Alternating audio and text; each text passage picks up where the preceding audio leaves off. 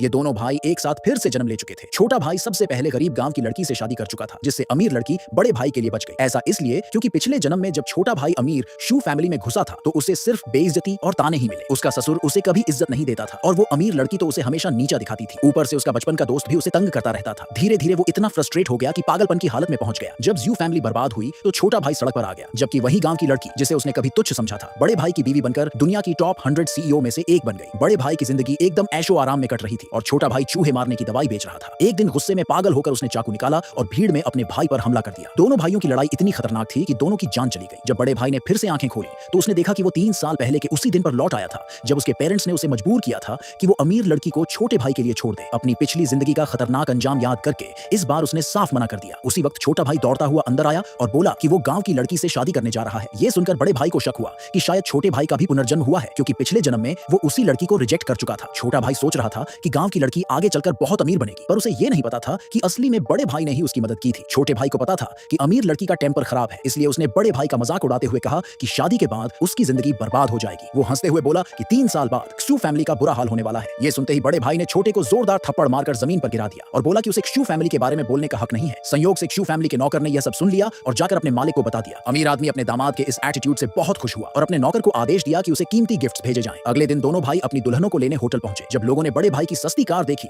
तो सब उसका मजाक उड़ाने लगे कि उसके पेरेंट्स उसे पसंद नहीं करते। लेकिन तभी शू फैमिली की लग्जरी कारों का काफिला आया, जिससे बड़े भाई को सम्मान दिया गया। सब लोग दंग रह गए। इसके अलावा बड़े भाई को महंगे गिफ्ट्स भी मिले। छोटा भाई ये सब देखकर शौक में था, क्योंकि पिछले जन्म में जब उसने अमीर लड़की से शादी की थी तो उसे होटल के दरवाजे पर 1 घंटे तक घुटनों के बल बैठना पड़ा था, तब जाकर अंदर एंट्री मिली थी। अब छोटा भाई सोच रहा था कि जब 3 साल बाद शू फैमिली बर्बाद होगी तो बड़े भाई का भी वही हाल होगा जो पहले उसका हुआ था और उसकी बीवी एक बड़ी सीईओ बन जाएगी। लेकिन हकीकत कुछ और ही थी। पिछली जिंदगी में जब छोटा भाई शू फैमिली में आया था तो उसने शादी के दिन ससुर द्वारा दिए गए लाल लिफाफे को छोटा बता दिया था। इस पर उसे एक जोरदार थप्पड़ पड़ा और पूरे दिन उसे घुटनों पर बैठने की सजा मिली। सुहाग रात पर अमीर लड़की ने उसे गालियां दी और गेस्ट रूम में सोने को कह दिया। बाद में उसे पता चला कि उसकी बीवी का बचपन का दोस्त ही उसका असली प्यार था। जब उसने विरोध किया तो उसके ससुर ने फिर थप्पड़ मारा और कमरे से निकाल दिया। अगले दिन उसने अपनी बीवी और उसके बचपन के दोस्त को करीब देखा, लेकिन वो कुछ भी कर नहीं सका, क्योंकि शू फैमिली का सिर्फ एक दामाद था जिसका कोई स्टेटस नहीं था। इसके उलट इस जन्म में जब बड़े भाई ने शू फैमिली में एंट्री ली तो वो सिर्फ $2 लाख का दहेज लेकर आया था, लेकिन उसने सबके सामने शू फैमिली की इज्जत बनाए रखी। इससे उसका ससुर खुश हुआ और पहली मीटिंग में ही उसे अपनी विरासत का जेड रिंग तोहफे में दिया। सुहाग रात पर जब अमीर लड़की ने उसे गेस्ट रूम में भेजना चाहा तो उसने तुरंत अपने ससुर का नाम लेकर उसे रोका। जब जू फैमिली के मुखिया को पता चला कि उसकी बेटी अपने पति से अलग सोने की कोशिश कर रही है तो उसने उसे सख्त लहजे में समझाया कि ऐसा करने से उसके पति का अपमान होगा। मजबूरन अमीर लड़की को बड़े भाई के साथ ही सोना पड़ा। अगले दिन बड़े भाई अकेले अपने ससुर के बर्थडे पर विश करने गए। छोटा भाई यह देखकर खुश हो गया और सोचने लगा कि उसके बड़े भाई की हालत भी अब उसी जैसी हो गई है। उसने शर्त लगा ली कि अमीर लड़की कभी वहां नहीं आएगी। लेकिन अगले ही पल जब अमीर लड़की अपने हाथ में तोहफा लेकर अंदर आई तो छोटे भाई की आंखें फटी रह गईं।